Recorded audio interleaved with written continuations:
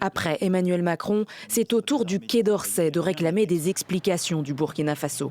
Et c'est par écrit que le ministère a choisi de répondre à la lettre de Ouagadougou qui réclamait le départ sous un mois des troupes françaises de son territoire.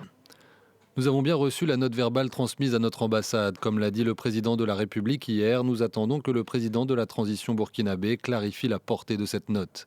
La France réadapte en concertation avec ses partenaires son dispositif au Sahel pour rester aux côtés des pays engagés dans la lutte contre le terrorisme. En attendant que le président de transition, Ibrahim Traoré, s'exprime, le sort des 400 soldats français stationnés dans ce pays du Sahel reste incertain.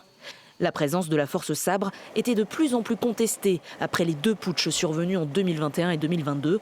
Le Burkina Faso affirme que la fin de l'accord signé en 2018 avec la France ne signifie pas la fin des relations diplomatiques avec Paris, mais permettra simplement au pays de se défendre lui-même.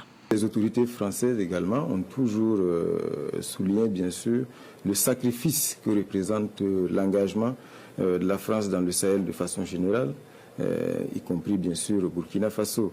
C'est un sacrifice humain, mais au-delà du sacrifice humain, c'est également un sacrifice économique.